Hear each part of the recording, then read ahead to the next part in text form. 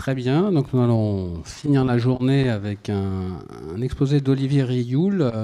Si vous êtes intéressé, nous avait fait le plaisir de publier un article pour la conférence Maxent qu'on avait organisée au Clos Lucé. Donc sur le journal MDPI Entropie, vous pouvez trouver l'article d'Olivier Rioul. Et j'ai vérifié tout à l'heure, il y a eu 2800 téléchargements.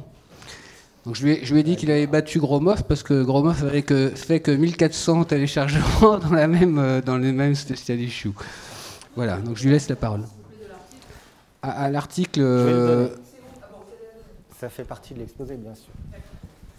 J'ai pas besoin de ça. Hein. Voilà. Tout le monde m'entend? On va faire comme dans un cours.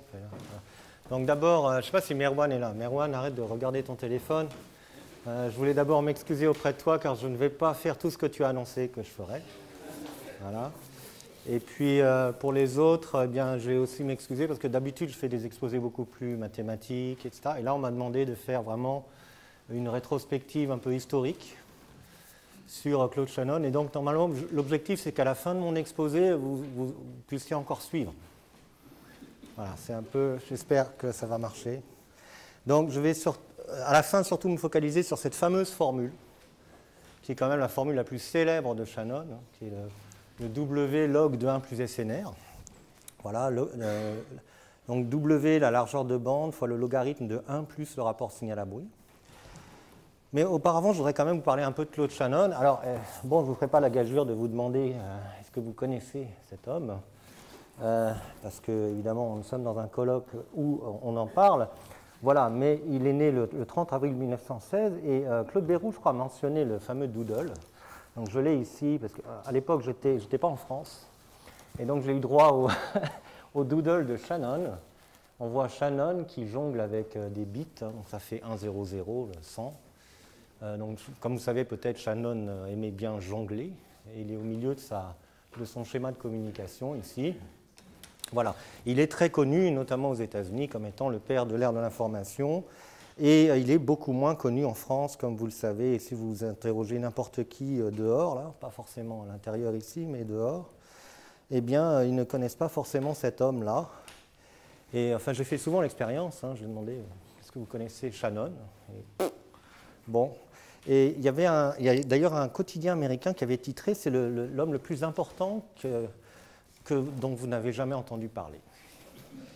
Et effectivement, ce que je vous montrais dans cet exposé, c'est que sans lui, on n'en serait pas là. En tout cas, le monde numérique que nous vivons aujourd'hui n'existerait pas ou peut-être existerait dans peut-être 50 ans. Enfin, voilà. Alors par contre, si on demande « Connaissez-vous Turing ?» Voilà, là, évidemment, tout le monde sait. Tout le monde sait pourquoi. Hollywood, bien sûr. Il y a eu des films, enfin, je crois qu'il y en a eu plusieurs même, hein, et Turing a effectivement une vie tragique comme ça. Et, il est mort, il s'est suicidé, il était homosexuel, a été condamné par la justice britannique. Enfin, il y a eu un certain nombre de choses qui ont fait que c'était intéressant d'en faire un film. Une autre personnalité, un mathématicien américain tout à fait important qui s'appelle John Nash, qui est connu pour l'équilibre de Nash en théorie des jeux, mais qui a fait aussi des travaux importants en analyse. Pareil, il a eu, les gens le connaissent parce qu'il y a eu ce film. Donc vous voyez l'affiche du film. Pareil, John Nash a une vie aussi également tragique. Hein. C'était quelqu'un de schizophrène, qui avait des hallucinations, qui a dû gérer sa folie en fait pendant toute sa vie. Voilà. En comparaison, Shannon a une vie absolument tranquille, modeste, rangée. Il s'est marié, il a eu une femme, il est resté avec sa femme, Betty, il a eu des enfants, il est resté dans la même maison. Voilà, il n'y a pas eu une vie particulière. Alors, par contre, ce qui est caractéristique de Shannon, c'est son intérêt pour le jeu. Alors, vous le voyez là avec les quilles de jonglage, là, et puis au milieu de sa chambre, où il aimait collectionner tous ces jeux. Vous voyez des jeux d'échecs, vous voyez un labyrinthe à droite, vous voyez un jeu switching game, comme on l'appelle, à gauche. Et voilà, ça c'est d'autres photos. Il est connu, je ne sais pas si c'est vrai, mais c'est un peu une légende hein, pour faire du monocycle tout en jonglant 4 balles dans les couloirs des Bell Labs où il travaillait. Enfin, ça devait être un peu impressionnant. Hein. Voilà. Donc ça, c'est Shannon. C'est quelqu'un qui était essentiellement motivé par le côté ludique des choses. Hein. Et donc, il a une vie comme ça, tout à fait, voilà. L'intérêt, c'est son amusement. C'est le défi aussi, c'est le défi un peu technique de trouver des machines comme ça qui font des choses extraordinaires. Comme par exemple ce fameux labyrinthe. Alors, je voulais juste, je ne résiste pas au plaisir de vous montrer le labyrinthe. Voilà, c'est une souris qui retrouve son chemin automatiquement dans un labyrinthe, hein, une fois qu'il l'a appris. Voilà, donc vous avez la souris qui tourne automatiquement et qui arrive à son but, là en bas à droite. Voilà. Tout ça démontré par Shannon lui-même, hein, qui récupère la souris. Voilà. Donc ça, c'était un des premiers exemples d'intelligence artificielle, on peut dire, hein, vers 1950, donc juste après la théorie de l'information. Il est aussi connu, enfin peut-être moins connu, mais pour avoir construit la première machine à jouer aux échecs. Voilà, donc voilà encore un exemple. Qu'est-ce qu'il y a d'autre? Ah oui, alors ça, je me demande comment on peut penser à ça, mais il a quand même... C'était un défi, il a voulu résoudre ce défi, construire une machine à calculer en chiffres romains. Vous imaginez multiplier x, v, i par l. Bon, il l'a fait. Il l'a fait, voilà. Ça, c'est sa fameuse machine avec... Alors, il y a un biais, je crois, dans la conception de cette machine qui lui permettait de gagner à tous les coups. Voilà. Il s'est essayé évidemment la résolution du Rubik's Cube à une époque. Et puis, alors ça c'est assez extraordinaire aussi, c'est la première machine à jongler. Il était très intéressé par le jonglage, il a fait un papier sur le jonglage, il a fait un théorème du jonglage. Hein. Et voilà, le voilà un peu plus vieux, vous voyez, qui démontre sa machine à jongler avec 3 balles. Voilà, donc là, alors vous n'entendez pas le son, mais les balles tombent sur un tambour et ils sont récupérés, il y en a 3. Voilà. Donc voilà, ça c'est vraiment Shannon. Le premier exemple aussi du wearable computing, on en parle beaucoup de ça. Wearable computing, donc en l'occurrence c'était une petite machine analogique qui enregistrait du son, de la roulette au casino, pour prédire le numéro qui va aller sortir. Et on pouvait mettre ça sous le manteau et tranquillement un casino pour tenter sa chance. Voilà. Et ça c'est mon préféré. Vous la connaissez peut-être, celle-là, c'est la machine inutile. Alors donc ça, c'est le vrai prototype de Shannon. Hein. C'était une sorte de valisette comme ça. Et donc, il y a un switch. Et donc, il fallait pousser sur le switch pour faire démarrer la machine. Et donc, à chaque fois qu'on allume la machine, on va le faire, hop, voilà, la machine s'éteint elle-même. Je recommence parce que c'était un peu rapide. Hop, voilà. Hein, c'est la machine, dès que vous l'allumez, elle s'éteint elle-même. Alors, bon, ça résume bien, je pense, l'humour de Shannon. Et voilà, il paraît qu'il avait un prototype comme ça, celui-là, sur son bureau, au MIT. Donc voilà. Et en même temps, évidemment, tout le monde le connaît pour son travail plus sérieux, mais qui va de pair, en fait, avec ses inventions un peu comme ça, loufoques, de machines, etc. Donc on n'en a pas encore parlé, mais je pense qu'on va en parler un de ces jours, enfin demain ou après-demain, sur son mémoire de master, où il a parlé des circuits booléens. Hein, donc ça, c'est vraiment quelque chose de tout à fait important. Bien sûr, la crypto, son fameux article de 45, 49, on ne sait plus. Intelligence artificielle, on a vu le labyrinthe.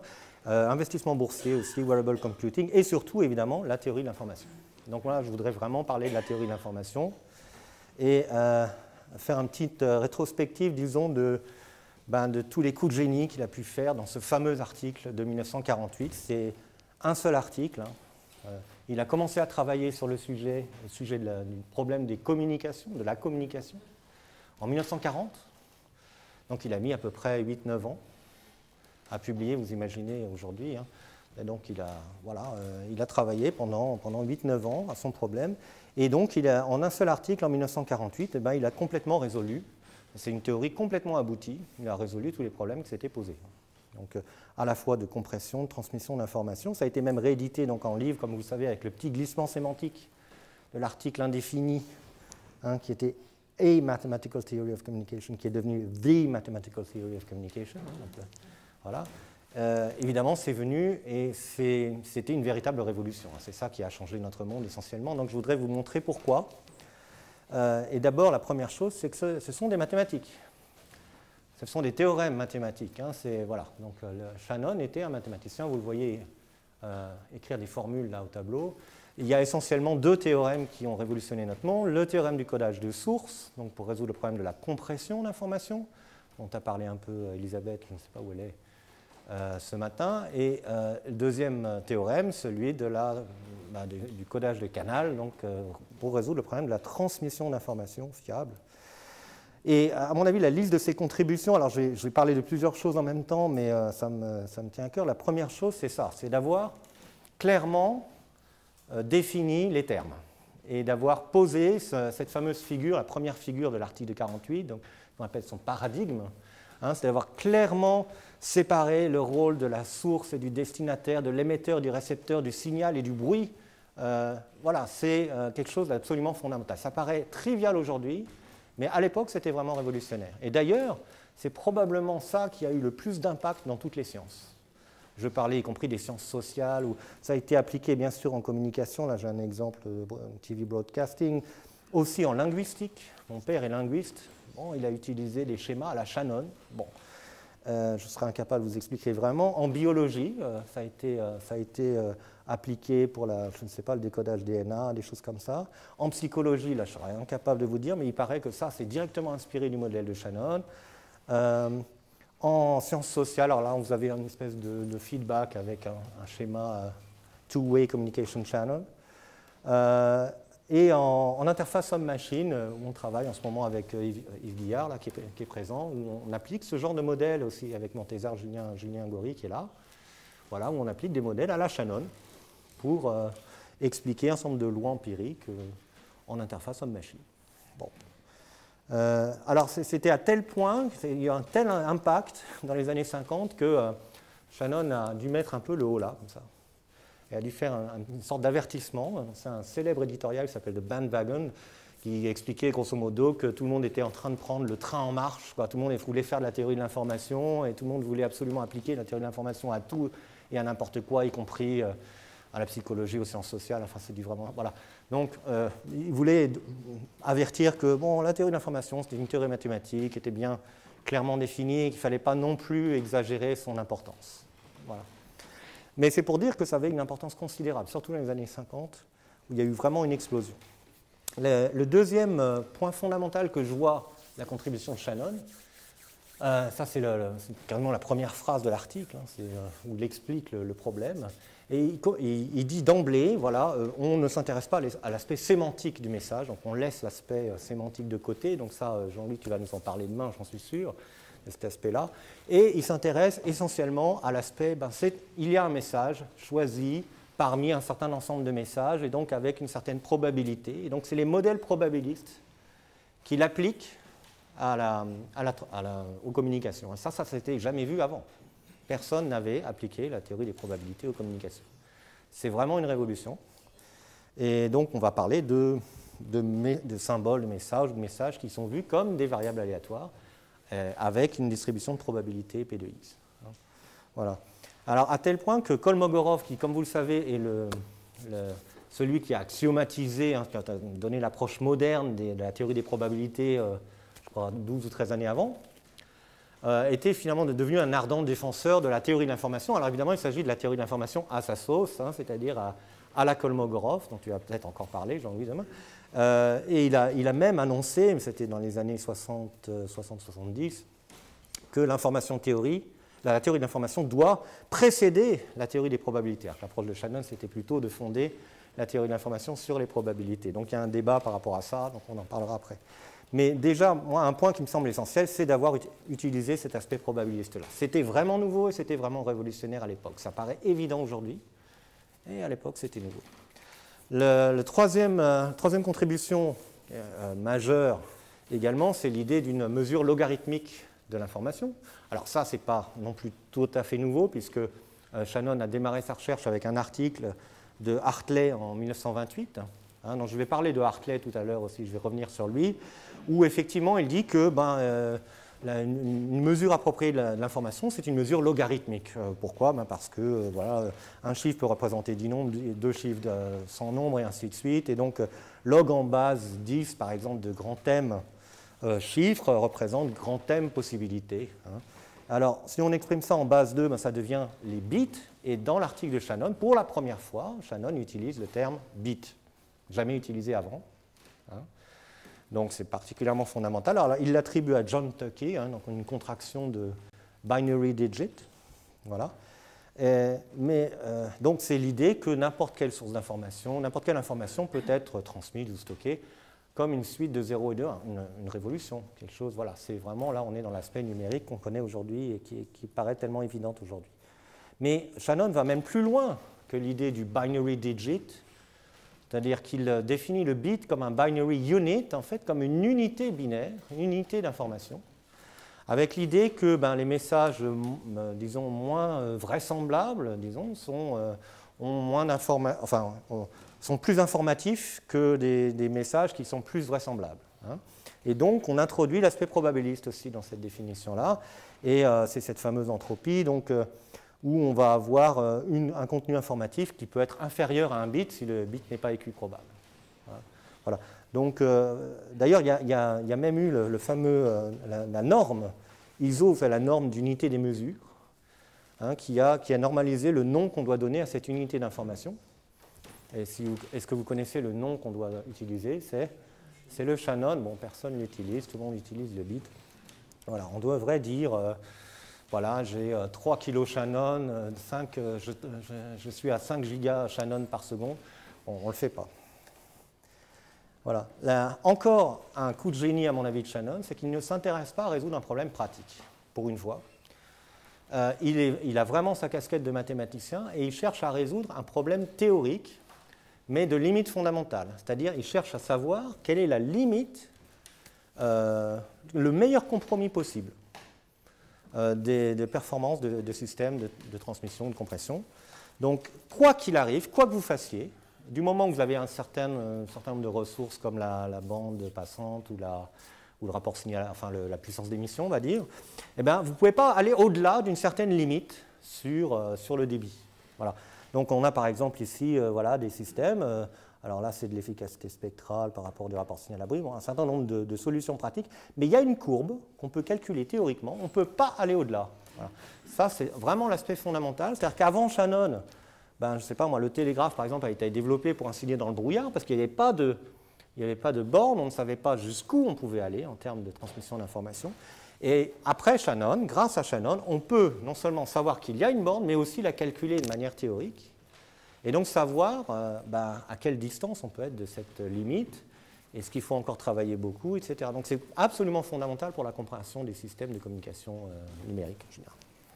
Et donc évidemment, alors le problème devient un problème pratique. Est-ce qu'on peut trouver des solutions pratiques qui sont proches de la limite?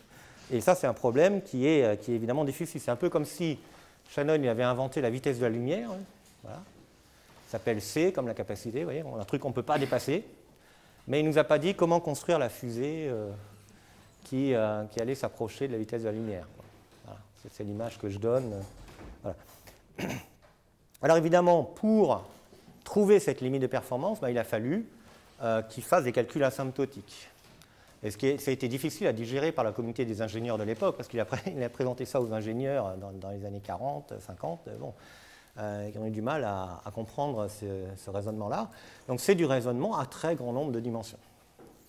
Hein, c'est-à-dire qu'on va, par exemple, modéliser une source comme une séquence de variables aléatoires, mais la dimension de ce vecteur aléatoire-là va tendre vers l'infini. Donc essentiellement, on va utiliser la loi des grands nombres pour démontrer les théorèmes de Shannon. Voilà. Donc ça est ce qui explique d'ailleurs pourquoi les limites de Shannon s'expriment comme des quantités moyennes, des espérances mathématiques. Voilà. Donc je voudrais juste donner un exemple qui me semble, moi, le plus fondamental pour introduire l'entropie. Alors je sais que l'entropie, on en a déjà parlé ce matin, Elisabeth Gassier a présenté l'entropie avec la méthode là, axiomatique à la Shannon. Moi, celle-là, elle ne me plaît pas tellement. Moi, ce qui me plaît vraiment, c'est d'introduire l'entropie par ce biais-là, qui est vraiment l'aspect, je dirais, opératoire, utilitaire de l'entropie. Alors qu'on pourrait trouver d'autres axiomes qui donneraient d'autres choses. D'ailleurs, Rényi l'a fait, on obtient d'autres types d'entropie. Là, on comprend d'où vient l'entropie. À mon avis, c'est probablement le transparent le plus fondamental dans mon exposé. C'est-à-dire que si vous avez compris ça, vous avez compris la théorie de l'information. Voilà. Ah, il faut prendre la photo, c'est important. Donc, alors, je me suis limité au cas sans mémoire, hein, c'est-à-dire ça peut généraliser au cas ergodique, etc., comme Janusz a dit ce matin. Donc, je prends une source sans mémoire, c'est-à-dire une suite IID, hein, de variables aléatoires, hein, stationnaire, IID, voilà. Et chaque symbole de source, chaque symbole du message peut prendre un nombre fini de valeurs possibles, admettons. Alors, quelle est la probabilité du message global? Eh bien, c'est le produit des probabilités pour chaque symbole. Jusqu'ici, ça va. Alors, qu'est-ce qu'on fait maintenant? Eh bien, on réarrange ce produit en fonction des valeurs prises par chaque argument, des valeurs prises par chaque symbole. Qu'est-ce qu'on obtient? On obtient une réorganisation du produit, un produit des P de x, mais puissance n de x, c'est le nombre de fois qu'un symbole a la valeur petit x, tout simplement. Et de là, on peut appliquer la loi des grands nombres quand n est très grand, puisque le rapport n de x sur n, le nombre de symboles qui ont la valeur x divisé par le nombre total, ça, on sait que ça s'identifie, quand n est très grand, à la probabilité de cette valeur-là. Okay?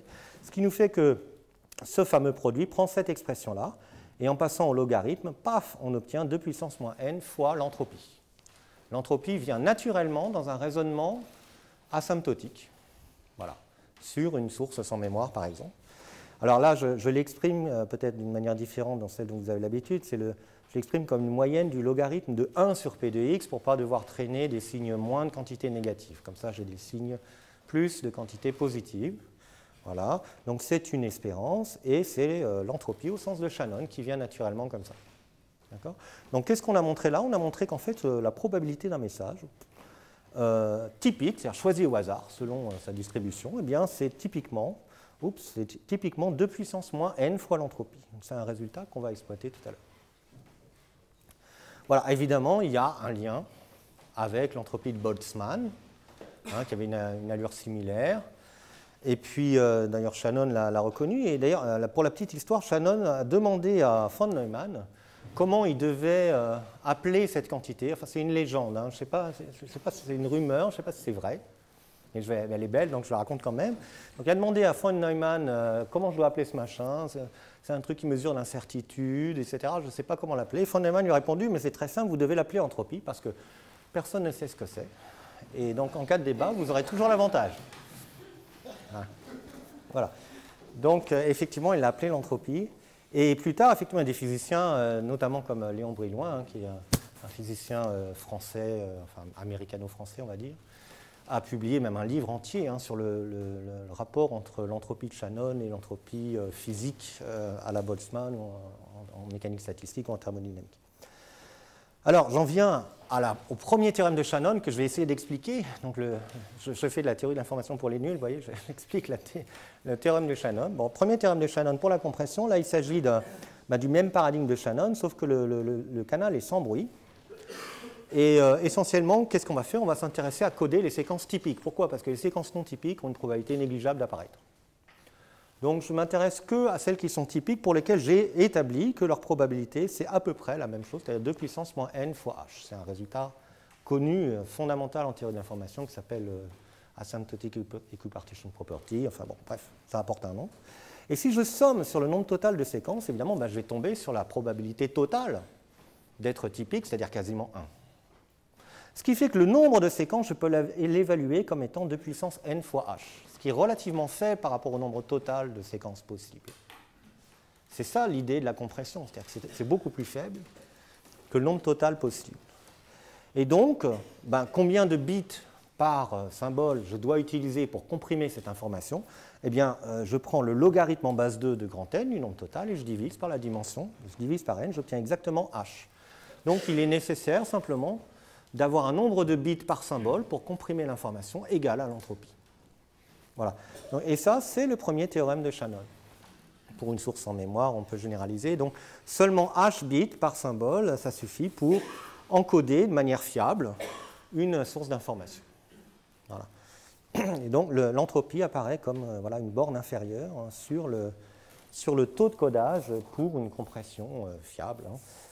C'est évidemment un théorème asymptotique parce qu'on utilise la loi des grands nombres, n tend vers l'infini, donc ce n'est pas un résultat pratique. On ne peut pas en déduire des systèmes de codage ou de compression pratiques. Pour ça, il faut travailler autrement. Alors, il y a des solutions qui ont été trouvées, notamment par Fano, la première fois que j'ai présenté ce transparent, il n'était pas encore mort. Hein. Fano est décédé vraiment très récemment. Voilà. Et voilà, c'était un des derniers survivants en fait, de cette époque-là, de l'époque Shannon. Il avait travaillé avec Shannon. Donc, ils ont fait les codes de Fano-Shannon, vous connaissez peut-être, hein, des codes de longueur variable, pour lesquels, effectivement, dans une certaine mesure, on s'approche de l'entropie, au moins à un bit près. Et puis, il y a eu d'autres solutions, la solution optimale de Huffman, et puis d'autres choses dont on vous a parlé, comme le codage universel, les solutions de codage universel, et ainsi de suite. Je voulais juste mentionner une autre quantité qui apparaît également naturellement dans un calcul similaire, où au lieu d'utiliser juste la distribution de probabilité des symboles P de x, ben on en utilise une autre qu'on appelle Q de x. Alors ça va être intéressant pour la suite. Et on obtient cette quantité-là, qui est la moyenne du log de P sur Q, qui s'appelle la divergence. C'est la fameuse divergence de Kullback-Leibler dont vous a parlé ce matin Elisabeth. Hein, voilà. Et donc on obtient une borne du type 2 puissance moins n fois la divergence pour, disons, évaluer la probabilité d'être Q typique pour une séquence qui est en fait distribuée par P. Voilà. Ça, c'est très utile dans plein de domaines, et surtout des domaines liés aux stats. Hein. Donc, et c'est relié à des notions qu'on appelle aussi d'information, d'ailleurs, en statistique, notamment l'information de Chernoff, hein, qui est utilisée pour le comportement asymptotique, on va dire, en test d'hypothèse. Bon. Et aussi, d'une autre manière, mais intéressante aussi, à l'information de Fisher pour l'estimation paramétrique. Voilà. Donc, toutes ces notions d'information-là sont liées, hein, contrairement à ce qu'on pourrait croire. Il y a vraiment une théorie unificatrice entre l'information au sens, je dirais, au sens estimation, etc., et l'information au sens de Shannon, au sens communication. Alors, l'information au sens de Shannon, justement, parlons-en, c'est un terme qui était en fait dû à Fano, hein, que Shannon lui-même n'a pas utilisé directement, pas au début en tout cas.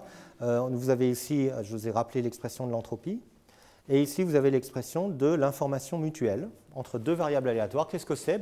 C'est ni plus ni moins que la divergence entre P et Q, sauf que P, c'est la distribution conjointe des deux variables, et Q, c'est la distribution qu'elles auraient si elles étaient indépendantes. De sorte que I de xy, c'est une quantité qui est toujours positive, qui peut s'annuler seulement lorsque les deux variables sont indépendantes. Voilà. Donc ça, c'est une notion qui va se révéler fondamentale pour résoudre le problème de la transmission d'informations et donc aboutir au deuxième théorème de Shannon. Donc, je vais en parler rapidement. Là, j'ai juste brodé un petit peu sur la notion de l'information mutuelle. Ça fait partie des cours que je donne. Voilà. Donc, on peut résumer par des diagrammes de Venn comme ça, les relations entre les différentes quantités, ce genre de choses. Si vous avez fait un cours de théorie de l'information niveau 0, vous aviez vu ça. Hein. Donc je ne vais pas trop insister là-dessus, mais ce qui est intéressant de savoir, c'est qu'on a comme ça des notions qui sont assez intuitives et en même temps rigoureuses, puisqu'on a des formules, voilà, vraiment de l'information. Donc c'est ce que nous a offert Shannon aussi. Alors le théorème du codage de canal, donc ce fameux deuxième théorème de Shannon, comme on dit, c'est un théorème qui vise à transmettre de la manière la plus fiable possible l'information en présence de bruit dans le canal. D'accord ? Et donc, là, l'idée, c'est que, alors je n'ai pas le temps de développer complètement, aussi complètement que je voudrais, mais l'idée, c'est que, il suffit de décoder seulement les séquences qui sont conjointement typiques, en un certain sens, donc les séquences de codage conjointement typiques avec le signal reçu. Voilà. Alors, si on fait ça, on s'aperçoit que la probabilité qu'un autre code qui est donc indépendant du signal reçu soit également conjointement typique, et donc qui est une ambiguïté de décodage, il est borné par cette fameuse borne qu'on a établie de 2 puissance moins n fois la divergence, etc., qui se trouve être l'information mutuelle ici. Donc c'est 2 puissance moins n fois i de xy. Et puis là, on peut sommer sur toutes les séquences de code, parce qu'il y en a un grand n, d'accord, enfin il y en a un grand n moins 1 en fait qui ne sont pas les bons, qui ne sont pas le bon. Donc ça fait à peu près grand n fois 2 puissance moins n fois i de xy. Et ça représente la probabilité d'erreur de décodage, globalement. Et c'est ça qu'on va faire tendre vers 0, enfin on veut rendre la transmission fiable. Donc on veut que ça soit vraiment très très très très faible. Pour ça, qu'est-ce qu'il faut? Il faut que le taux de codage, c'est-à-dire ben, le nombre, hein, le logarithme en base 2 du nombre de mots de code divisé par la dimension, divisé par n, eh bien, soit inférieur au taux ici qui est l'information mutuelle. Donc, en d'autres termes, il ne faut pas dépasser l'information mutuelle en termes de débit, en termes de nombre de bits par symbole. Et donc, ça amène naturellement à définir la définition de Shannon de la capacité du canal, qui est le maximum d'informations transmises dans le canal, essentiellement. Et donc, avec un raisonnement basé sur l'ensemble, moyenne d'ensemble de tous les codes possibles, ben, on arrive à montrer le deuxième théorème de Shannon qui dit que voilà, on peut avoir une transmission fiable d'informations à partir du moment où le taux de codage ne dépasse pas la capacité. Et ça, donc déjà, c'est intéressant d'avoir cet argumentaire de moyenne d'ensemble sur tout l'ensemble de tous les codes possibles. C'est quand même quelque chose qui est également, à mon avis, c'est l'idée de ce qu'on appelle le random coding, qui est absolument un coup de génie aussi de Shannon. Et l'autre chose importante, c'est que ce théorème-là, c'est vraiment ça la révolution du numérique. Nous vivons aujourd'hui le monde du numérique grâce à ce théorème, parce que c'est un théorème qui dit que contrairement à ce qu'on pensait, le bruit qui est présent dans la transmission ne va pas affecter la qualité, elle ne va pas affecter le fait qu'on ait une transmission fiable ou pas, non, elle va juste affecter le débit, donc la rapidité à laquelle on peut aller. Voilà. Donc c'est ça qui a donné la révolution numérique, le fait qu'on peut être quasiment avec une qualité parfaite. Simplement, il ne faut pas aller trop vite. Et là, je reviens sur ce paradoxe qui avait été évoqué par Anne, je crois, dans un contexte crypto, c'est-à-dire qu'on a le même paradoxe ici, à savoir que, ok, on sait, bon, initialement on dit, voilà, le théorème de Shannon, c'est un théorème asymptotique, c'est-à-dire qu'on sait globalement comment ça doit se comporter, mais c'est asymptotique. C'est un théorème d'existence, si vous voulez. Il existe un code tel que, mais on ne sait pas comment le construire. En fait, c'est un peu faux. C'est-à-dire, Shannon dit, si vous choisissez un code au hasard, vous avez toutes les chances qu'il soit bon. Il suffit d'en prendre un au hasard, en fait. Sauf que si vous en prenez un au hasard, ben, vous ne pouvez pas l'implanter, vous ne pouvez pas le coder, vous ne pouvez pas le décoder, c'est impossible. La dimension est tellement grande, c'est l'usine à gaz, c'est absolument impossible.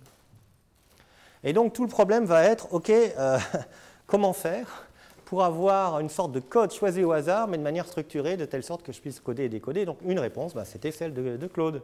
Voilà. C'est-à-dire que 50 ans après, quand même, 50 ans après, tu n'es pas venu assez vite, 50 ans après, voilà une première solution où vraiment on s'approche de la capacité de Shannon grâce à l'idée du turbo-décodage. Voilà. Donc je ne vais pas expliquer davantage, mais voilà. Donc, mais l'idée, c'est d'imiter de manière structurée le codage aléatoire, finalement. Si je résume. Voilà. Donc, maintenant, je voudrais venir à cette formule de capacité. Donc là, j'ai essentiellement dit ce que je voulais dire sur Shannon, c'est-à-dire que pour moi, Shannon, c'est mon Dieu parce qu'il a fait tout ça. Hein. Ce n'est pas parce qu'il a une vie passionnante, il n'a pas forcément une vie passionnante, mais ses découvertes scientifiques sont absolument époustouflantes. On peut rester que bouche bée devant ce qu'il a fait en 1948. Alors, cette fameuse formule de capacité, qui est quand même la formule la plus connue de Shannon, celle qui a vraiment impacté les ingénieurs de l'époque, à l'époque où c'est sorti, le fameux W log de 1 plus SNR. Alors j'ai une manière de l'introduire, c'est que d'abord, il y a l'anagramme de Claude Shannon. Je ne sais pas si vous le connaissez, je crois que ça a été fait pour la première fois par Bob McKelly, c'est Sound Channel. Voilà. C'est-à-dire si vous intervertissez les lettres de Claude Shannon, voilà, on obtient un sound channel, donc un canal bien défini. Voilà. C'était prémonitoire du fait que Shannon allait être associé à cette fameuse formule de capacité de canal. Donc en bits par seconde, vous avez la multiplication par la largeur de bande. Si vous voulez l'exprimer en bits par symbole, ben, ça devient 1/2 log de 1 plus SNR, à cause de ce rapport lié au théorème d'échantillonnage, improprement appelé théorème de Shannon, j'y reviendrai. Bon. Donc voilà, ça a été fait dans le cadre d'un canal à bruit additif blanc gaussien, où on a donc la sortie qui dépend de l'entrée, plus du bruit indépendant, avec une certaine variance. Et c'est, comme je l'ai dit, c'est la formule concrète de la théorie de l'information. C'est-à-dire que personne n'avait vraiment compris toute la théorie de l'information à l'époque. La seule chose que vous avez compris, c'est cette formule. Cette formule-là, au moins, il y avait la largeur de bande, le rapport signal à bruit. Ça, on était capable de l'évaluer, de le calculer. Et donc, tout le monde s'est mis à le calculer et à l'évaluer. effectivement, pour dériver cette formule, Shannon a eu besoin de ce fameux théorème d'échantillonnage, que tout le monde maintenant appelle théorème d'échantillonnage de Shannon, mais bon, qui était déjà là bien avant, avec Nyquist, avec Whittaker au début du siècle. Enfin, on peut même remonter à la fin du 19e pour trouver des preuves mathématiques de ce théorème d'échantillonnage. Donc, ce n'est pas essentiellement le théorème de Shannon, selon moi, mais c'est vrai que c'est la première fois qu'il l'expliquait correctement à un public d'ingénieurs. Donc, c'est de ces papiers que les ingénieurs ont compris ce que c'était, ce théorème d'échantillonnage. Voilà, je ferme la parenthèse sur l'échantillonnage. Et je reviens sur cette formule qui a été donc publiée en octobre 1948, parce que ça fait partie de la deuxième moitié de son papier. Et comme ça a été dit, je ne sais plus qui a écrit ça, je crois que c'est Pierce, bon, c'est venu comme une bombe, quoi. C'est-à-dire, c'était révolutionnaire. D'ailleurs, on a retrouvé un papier, ça c'est Verdu qui a retrouvé ça, un papier de février 1949, vous imaginez quelques mois après, où il est marqué la formule maintenant classique de l'expression de la capacité. Alors classique, donc c'est devenu classique en genre 3 mois, quoi. Ou 4 mois ou 5 mois. Bon, donc c'est remarquable. Donc c'est vraiment une formule qui a tapé l'œil de tout le monde. Hein. Voilà. Et je voulais vous parler et de mettre ça en regard d'une autre formule qui est attribuée à Hartley. Donc Hartley, vous vous souvenez, j'en ai parlé, c'est Ralph Hartley avait publié dans le même journal, Bell System Technical Journal, 20 ans avant, en 1928, un papier qui s'appelait justement Transmission de l'information. Et dans ce papier-là, apparemment, il dérive sa règle, la règle qui consiste à dire, voilà, la capacité, la quantité d'informations transmissibles en bits par symbole, c'est le logarithme en base 2 de 1 plus A sur delta. Voilà une formule qui ressemble. Donc on a l'impression que voilà, Hartley avait imaginé quelque chose de très très similaire 20 ans avant. Et en fait, le raisonnement à la Hartley, celui que vous trouvez partout, si vous tapez Wikipédia, Hartley, etc., vous trouvez ça, c'est le raisonnement suivant. C'est un raisonnement on va compter le nombre de signaux distinguables dans du bruit. Alors le bruit, c'est juste une imprécision. On va dire c'est delta. Delta, une imprécision d'amplitude. Et puis on va compter le nombre d'amplitudes distinguables suivant cette imprécision-là. Donc 2 amplitudes vont être distinguables si elles sont distantes de moins de 2 delta. Donc on met des zones de 2 delta, on compte combien il y en a, ça vous donne le nombre d'amplitudes. On fait ça, ça vous donne exactement 1 plus A sur delta, entre moins A et plus A. Ça fait 1 plus A sur delta. Alors le 1 plus vient du bord, hein, en fait, il y en a un en plus à cause des bords. Voilà. Et on obtient log de 1 plus signal sur bruit quasiment. Sauf que, bien sûr, ce n'est pas tout à fait la même chose. Hein, le signal sur bruit, ce n'est pas un vrai signal, enfin, ce n'est pas un rapport de puissance, c'est un rapport d'amplitude. Okay. Du coup, il n'y a pas le facteur 1,5 d'ailleurs. Et puis, c'est un système de codage bien particulier, un système de codage scalaire, sans erreur, parce que si on fait comme ça, s'il y a juste une imprécision de delta, il n'y a pas d'erreur, on sent comme ça. Donc, c'est un zéro error capacity, on peut dire. Hein, voilà. Et bon, c'est considéré comme inexact parce que, en fait, en réalité, n'est-ce pas, le bruit est gaussien, donc il n'y a pas cette imprécision finie, et ainsi de suite. Et donc, voilà. Tout ça, ça vient des manuels très connus, par exemple celui de Wozencraft et Jacob commence comme ça. Les gens ont appris la théorie de l'information comme ça, donc en apprenant que la règle de Hartley se rapprochait pas mal finalement de la formule de Shannon. Et donc voilà les affirmations qui sont en général bien, disons, considérées comme vraies dans le milieu de la théorie de l'information. La règle de Hartley est venue 20 ans avant Shannon. Mais Shannon, cette formule-là, elle est venue quand même, on ne s'y attendait pas, en 1948, ça a été la révolution. Et puis, bien sûr, la formule de Hartley n'est pas la formule de Shannon, c'est une formule inexacte, ce n'est pas approché, ce n'est pas la vraie. Et d'ailleurs, ça ne correspond pas à la capacité d'un canal bruité. Voilà. Alors, l'originalité, s'il y en a une, de mon exposé, c'est de montrer exactement le contraire. C'est-à-dire que tout ça, c'est pas bon, c'est faux, c'est mauvais. C'est comme si Shannon fumait, c'est pas bon. C'est pas vrai. En fait, c'est exactement le contraire. La règle de Hartley, figurez-vous, n'est pas de Hartley. Hartley n'a jamais fait ça. Voilà, donc ça c'est le premier claim, je vais vous le démontrer. La deuxième chose, c'est que la formule de Shannon n'est pas venue seule, n'est pas venue du ciel telle une révélation. En fait, il y a 7 autres chercheurs qui ont publié la même formule, une formule quasiment analogue, la même année. on parlait de 1948, hein, l'année où tout s'est passé, ben, la même année, il y a eu 8 publications en fait, au total, sur la même formule. En plus, la règle de Hartley, si on réfléchit bien et si on regarde bien, elle coïncide avec la formule de Shannon. C'est-à-dire c'est exactement un demi-log de 1 plus SNR. Drôle de coïncidence. Je vais démontrer cette coïncidence. Et d'ailleurs, la règle de Hartley est effectivement la capacité d'un canal bruité. Alors, pas le canal de Shannon, mais un autre. Voilà. Et donc, on peut relativiser voilà, l'idée que la règle de Hartley ne correspond pas à quelque chose de précis en théorie de l'information. Voilà, donc je vais vous montrer tout ça. Alors, on commence par la règle de Hartley n'est pas du Hartley. D'ailleurs, c'est Shannon lui-même qui le dit d'une certaine manière, parce qu'il a dit qu'il a été inspiré par l'article de Hartley dès le départ. Hein, c'est ce qu'il a commencé par lire. Il a dit bon, c'était un beau papier, mais il ne prenait pas en compte des choses comme le bruit ou des aspects probabilistes. Et effectivement, j'ai regardé dans le papier de Hartley, nulle part il est mention du bruit. Il n'y a pas de mention de bruit. Il n'y a pas de mention non plus d'incertitude liée au bruit. Voilà. Donc, comment ça se fait? Donc, il n'y a pas cette formule-là dans le papier de Hartley. Comment ça se fait que c'est attribué à Hartley? Tout le monde connaît ça sous le nom de Hartley, formule de Shannon-Hartley.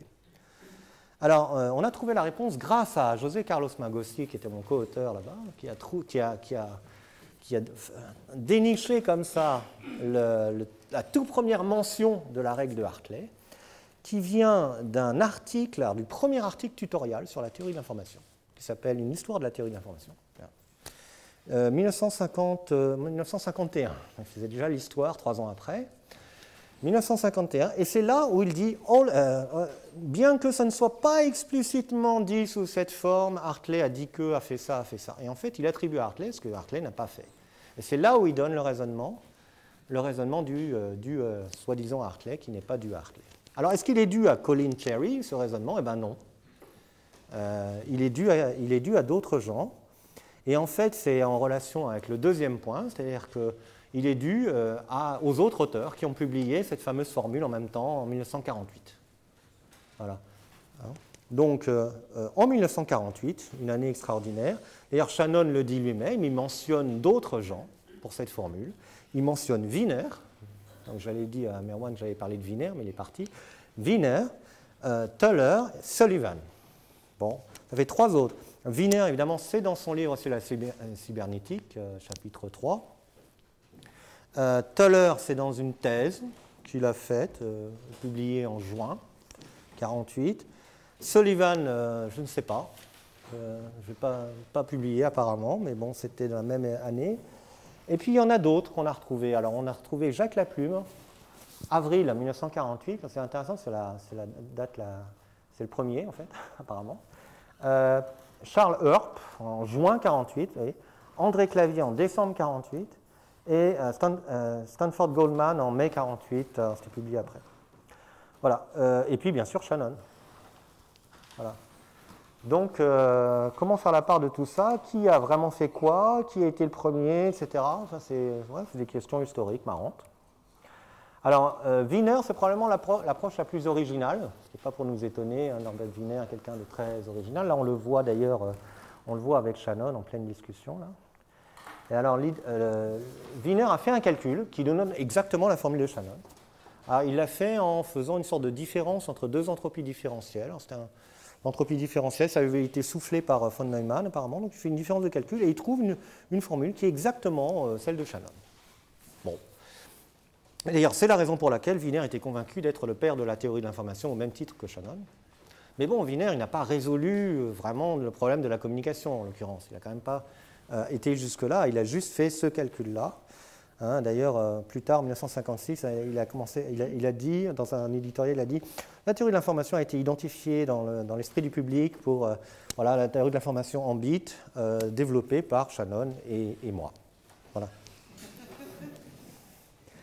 Voilà, ça c'est la contribution de Wiener. Earp, alors je vais passer rapidement. Bon, Earp a publié la même formule, si on la regarde bien, si on prend le logarithme, c'est la même formule. Et il mentionne qu'il l'a fait en octobre 1946, donc vous voyez, il mentionne un peu, bon, j'étais un peu avant les autres. Goldman, Goldman mentionne aussi la même formule dans un papier à l'IRE, donc I3E maintenant, 1 plus SNR, on prend le logarithme. Et il dit, bon, j'ai appris de Teller. Il mentionne Teller. Alors Teller, lui, ça c'est sa thèse, donc encore une fois la même formule, log de 1 plus SNR. Ici, ça s'apparente à la... Excusez-moi, c'est marqué Senior Member, IRE, IRE. IRE, c'est l'I3E. I3E maintenant. Ah, c'est les 3 E. Voilà. Ça s'appelait Institut des radioélectriciens, quelque chose comme ça. Maintenant, c'est I3E. Voilà. Donc, même formule, vous voyez. Donc, et il dit, ben, je l'ai appris au printemps 46, avant que j'ai eu vent des travaux de Shannon. Voilà. Bon. Voilà, donc tout le monde a voulu un peu tirer la couverture. Mais alors Shannon, de ce point de vue-là, a peut-être battu tout le monde, parce que dans ce papier, qu'on connaît un peu moins, mais qui est le papier qui a été le plus lu par les ingénieurs de l'époque, parce qu'il a en quelque sorte traduit son théorème d'une façon accessible, entre guillemets, aux ingénieurs de l'époque, dans ce papier-là. Je crois que c'est publié en 1949, il me semble. Hein, c'est ça. Hein. Et alors, on voit, dans la note de bas de page, on voit manuscrit original reçu le 23 juillet 1940. Ouf. Bon. Alors, on se dit, ben voilà, alors on se dit quand même 8 ans de review, c'est un peu long. Mais c'était la guerre, voilà. Non, il le dit lui-même après dans une interview en 1984, hein, pas 48, 84. Il le dit, ben c'était probablement une faute de frappe, quoi. Une faute de frappe. Moi, j'interprète ça comme étant 46 aussi. Hein, c'était juste après la Deuxième Guerre. Voilà. Alors, et les Français dans tout ça? Parce que dans la liste que j'ai mentionnée, il y a 2 Français. Cocorico, du coup, j'ai mis en transparent en français. 2 ingénieurs français ont publié la même formule de Shannon en 48. Et alors, ça ne s'invente pas, il s'appelle Clavier et la plume. Voilà, Claude, il aime bien, il l'a fait. Voilà, André Clavier, d'abord. Alors, lui est français, mais il travaillait aux États-Unis, déjà, depuis un certain temps. Donc, c'est Federal Telecommunication Laboratories, New Jersey.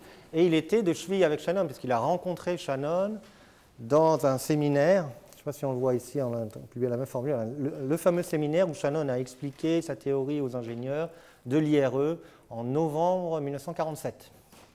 Donc, alors ce qui est curieux, c'est qu'aucun d'eux n'a référencé l'autre. Pourtant, ils ont présenté essentiellement la même formule dans le même symposium. Bon, alors peut-être il y avait un différent entre eux, mais bon, je considère que Clavier est plus américain de ce fait que français. D'ailleurs, il est naturalisé américain 2 ans après. Et voilà, il était dans la mouvance, il était autour de Shannon. Alors, le seul cas singulier réellement, c'est Jacques Laplume.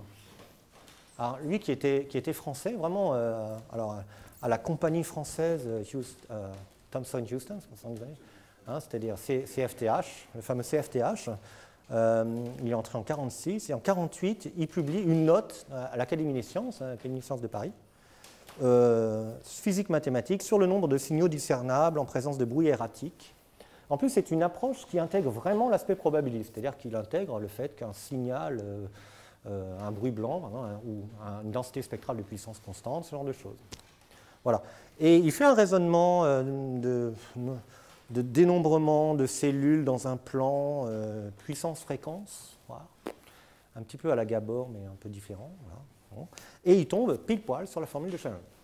Alors pile poil, pas tout à fait, il faut le lire. Hein. C'est-à-dire que là, cette formule-là, il manque le 1+, mais le 1+ y est, si on regarde. Bon, il l'a juste approximé. Il l'a juste approximé en fort rapport signal à bruit, mais il tombe vraiment sur exactement la même formule de Shannon. Et apparemment de manière totalement indépendante et complètement isolée en France. Voilà. Donc si vous voulez en savoir plus sur Jacques Laplume, eh bien, il y aura une note dans l'Académie des Sciences qui nous donne tout l'historique et la vie d'ingénieur de Jacques Laplume, coécrit avec Patrick Flandrin, voilà, qui est là. Et La plume sous le masque, donc ça, c'est le titre de Patrick, hein, c'est pas le mien. Et voilà, et donc vous en saurez beaucoup plus sur la vie de Jacques Laplume, qui n'est pas piqué des vers par ailleurs. Voilà. Donc en revenant à la formule de Shannon-Hartley, donc ce que je vais essayer de vous montrer, c'est que ce n'est pas la formule de Shannon-Hartley, hein, ça devrait être la formule de Shannon, Laplume, Tuller, Wiener, Clavier, Hurd, Goldman, Sullivan. Voilà. Donc les temps étaient mûrs. Je veux dire, en 1948, tout le monde se posait la question de savoir quel était le compromis optimal. Donc, transmission d'informations en fonction de la largeur de bande, les rapports signal à bruit, etc. Ce n'est pas tellement étonnant qu'en 1948, tout le monde s'est excité finalement avec la même chose. Voilà. Alors, le troisième point que je voulais évoquer, c'est que, contrairement aux apparences, je ne sais pas s'il me reste un peu de temps, ouais. Alors, contrairement aux apparences, la fameuse règle de Hartley, là, qui devait être approximative et pas rigoureuse, eh bien, conduit exactement à la formule de Shannon. Et si, j'allais dire, si Hartley, s'il l'avait fait, s'il l'avait su, il aurait probablement dit qu'il était aussi le père de la théorie de l'information. Alors ça provient d'un petit calcul. Bon, je vous ai fait le calcul. Bon, l'idée, encore une fois, de Hartley, c'est de dire qu'on peut combattre le bruit en mettant des amplitudes distantes de 2 delta. Ça, donc on a des amplitudes régulièrement espacées. On en a un certain nombre, grand M, 1 plus A sur delta, et on calcule la puissance de ça. Bon, c'est comme une puissance d'un signal, comment on appelle ça, MDP, enfin PAM, Pulse Amplitude Modulation. Donc ça nous donne une formule. Après, on peut aussi calculer la puissance de bruit, parce que là, la puissance de bruit, c'est un bruit uniforme, en fait, entre moins delta et plus delta. Donc ça ne sort pas. Ça nous fait du delta 2 sur 3. Bon, c'est comme ça. Et on fait le rapport signal à bruit. Alors allons-y. Le rapport signal à bruit, P sur N. Bon, on regarde, et ça correspond exactement à la formule de Hartley. C'est-à-dire que la formule de Shannon et la formule de Hartley, c'est exactement la même chose. Incroyable. Alors sur des bruits différents, bien sûr, mais le rapport signal à bruit par rapport à ce signal-là et à ce bruit-là. Mais c'est quand même la même formule. C'est quand même extraordinaire. Voilà. Donc pourquoi cette coïncidence? C'est ce qui nous a amené à publier cet article dans Maxent avec José Carlos Magossi. On a tenté d'expliquer cette coïncidence. Et une première explication, effectivement, c'est que la règle de Hartley est en fait une capacité d'un canal bruité. Mais le bruit n'est pas le bruit gaussien, c'est le bruit uniforme. Donc il est à amplitude limitée. Et la contrainte de coût d'utilisation du canal, c'est la contrainte sur le signal, ce n'est pas une puissance moyenne limitée, non, c'est une amplitude limitée.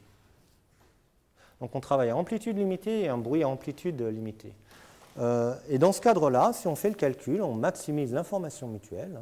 On peut le faire en faisant la différence des deux entropies différentielles, comme a dit Merwan tout à l'heure. Je calcule h de y moins h de y sachant x. Bon. C'est-à-dire h de y moins l'entropie du bruit. L'entropie du bruit, c'est facile, c'est un bruit uniforme, ça fait log en base 2 de la longueur de l'intervalle. Et puis ça, l'entropie de la sortie, je peux trouver le maximum par un raisonnement très simple, qui consiste à dire, je prends une entrée avec des amplitudes régulièrement espacées, mais uniformément distribuées. C'est-à-dire la même probabilité pour chaque. À ce moment-là, si je rajoute du bruit, on voit bien que ça me fait une densité qui est également uniforme. Et c'est un calcul facile à faire, mais sur un intervalle de longueur 2 fois A plus delta. En fait, Voilà. On fait ça, on obtient donc la différence de ces deux-là, et c'est exactement la règle de Hartley. C'est beau, non? Voilà. Donc la règle de Hartley, c'est la capacité d'un canal, sauf que ce n'est pas un canal à bruit additif blanc gaussien, c'est un canal à bruit additif blanc uniforme.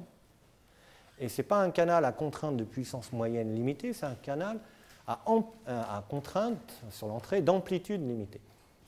Voilà. D'ailleurs, on peut aller plus loin dans l'idée, ce que Shannon a montré dans son papier d'ailleurs, c'est que, voilà, donc ça c'est ce que je viens de dire ici, ce que Shannon a montré dans son papier, c'est que, en fait, dans le cadre gaussien ou dans le cadre à puissance limitée, eh bien, il a utilisé l'inégalité de la puissance anthropique pour montrer que c'est le bruit gaussien qui était le pire des bruits. C'est-à-dire que c'est celui qui vous donne la capacité la plus faible. Encore une fois, à puissance moyenne limitée.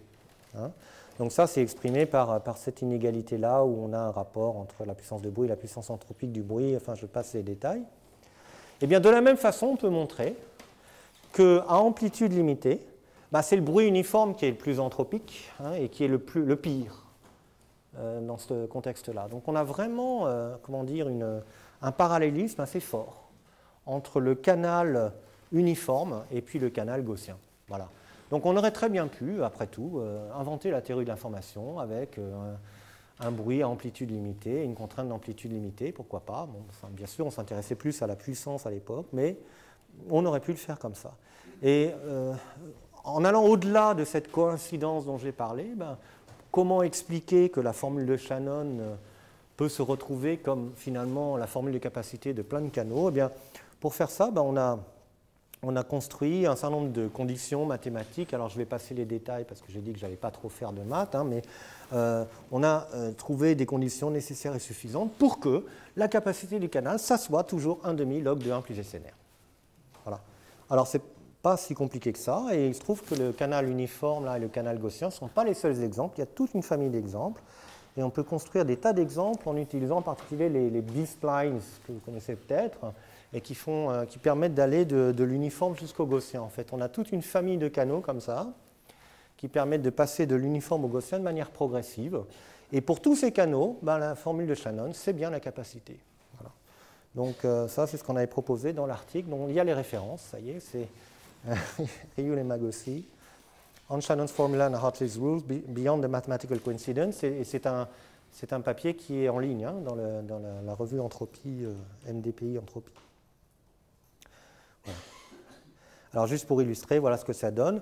Dans le cas uniforme, voilà l'entrée optimale. On peut passer au cas triangulaire, où on aurait un bruit triangulaire. Et voilà l'allure de l'entrée optimale. Et ensuite, on passait au B-spline d'ordre 2, B-spline d'ordre 3, etc., jusqu'à converger vers le gaussien.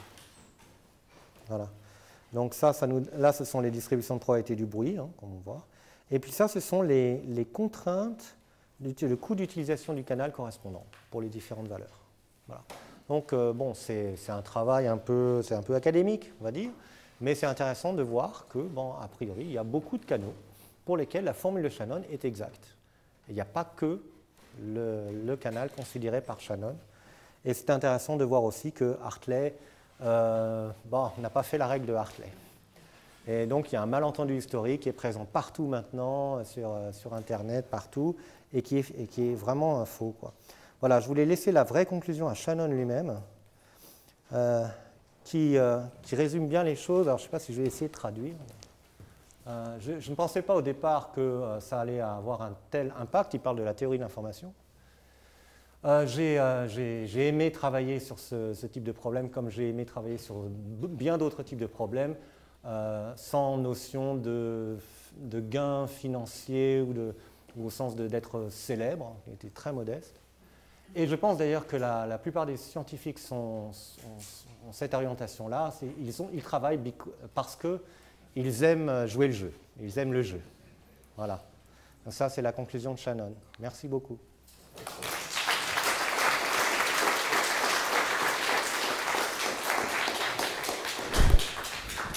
Merci. Des questions ?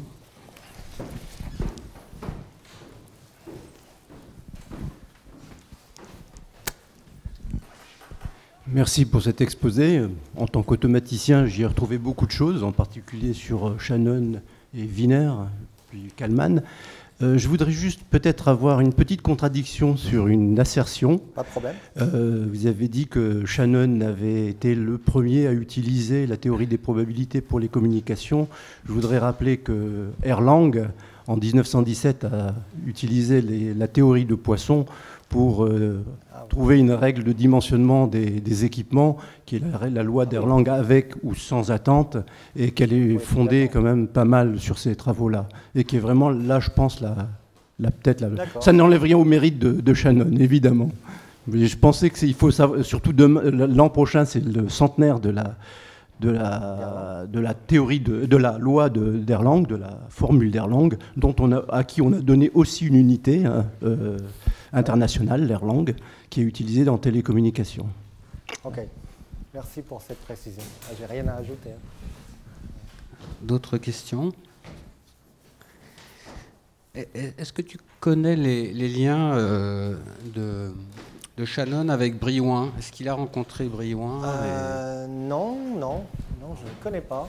Je sais qu'il a rencontré Turing, qu'il a rencontré Nash, d'ailleurs. Et Brillouin, je ne suis pas au courant, mais je pense qu'il a forcément dû entendre parler de ses travaux. Bataille, tu sais? Je Non. sais pas. Parce que le livre de Brillouin, Science et théorie de l'information, date de 56, Oui, là, 56, et, oui. et c'est lui qui a amené la théorie de l'information en France, l'a popularisé, ça a été traduit en 59, mais non, je sais pas. Enfin, oui, même, bon, il y a un certain nombre de revues d'électroniciens, etc., en France qui parlaient de la théorie de Shannon dès 1950. Hein. Donc, il y a quand même eu une diffusion aussi au niveau des ingénieurs assez tôt en France. Mais bon, c'est vrai que Brillouin a fait parler beaucoup du concept d'entropie. C'était pour faire le lien avec l'IHP, parce que le premier cours où vous êtes assis, là, c'était Brillouin, Borel, Fréchet. Donc, ça devait être intéressant comme cours. Ouais. Alors, je ne sais pas s'il professait des choses sur la théorie de l'information, mais... C'est quelle année? C'est dans, faudrait que je t'enverrai. C'est dans le bouquin, dans la biographie d'Émile Borel. Il y a une photocopie du premier Borel, affiche. Ça devait être des années 30 peut-être. Ouais. D'autres questions, Monsieur le professeur Schensiner?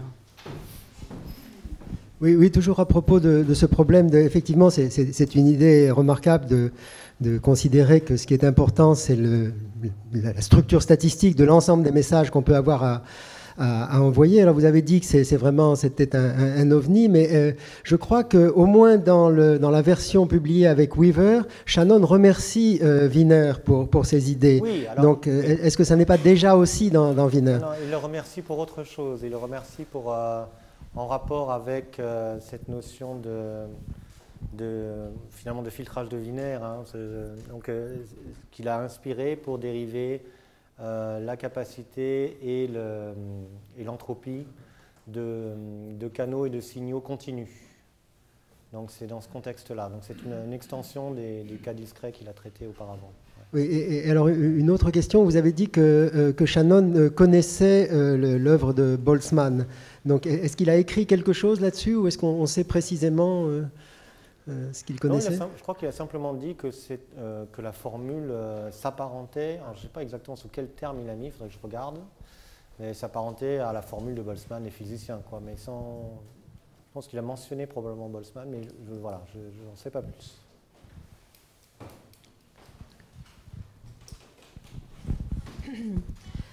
Moi, je voudrais savoir, parce que c'est quand même intéressant de voir un fonctionnement de la science un peu en buisson.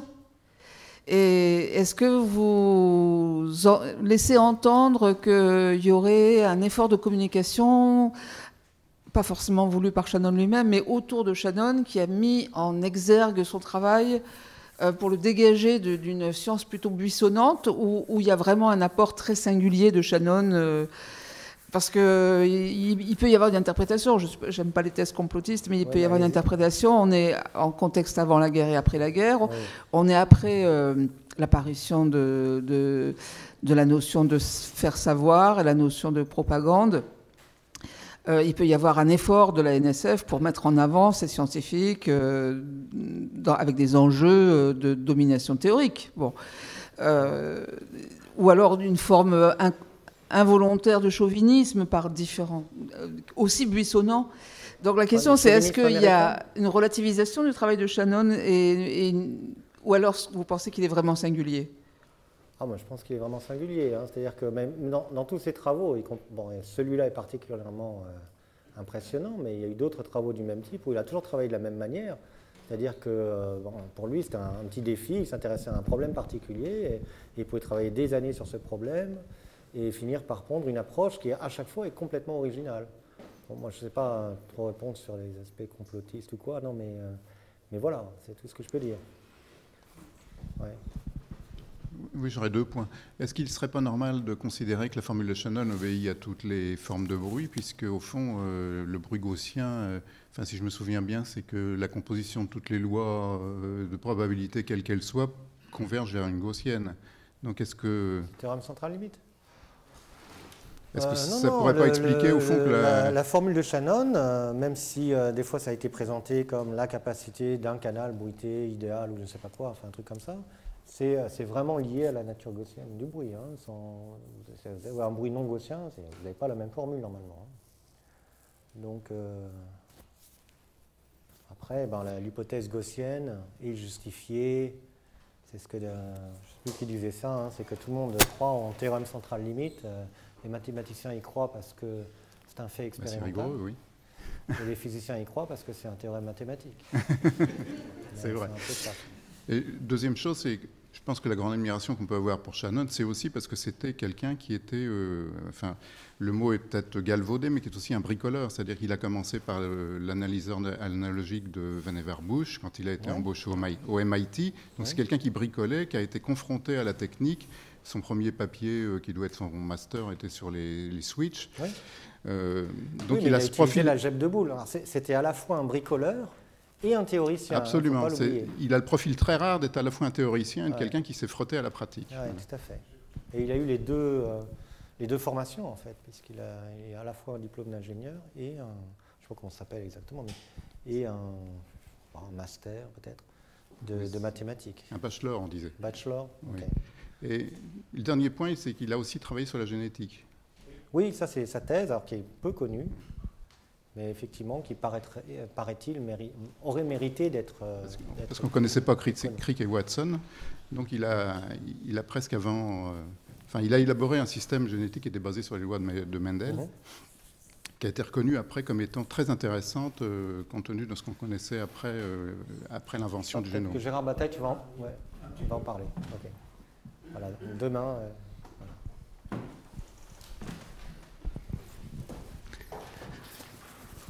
Pas d'autres questions? Donc on se retrouve demain à 9h30, il y aura du café, et ça commence à 10h avec Anne Auger. Voilà. Je voulais juste dire un tout petit dernier mot. Cette année est mort Kalman. Voilà, donc je voulais le citer en cette circonstance. Il y aura peut-être des événements l'année prochaine.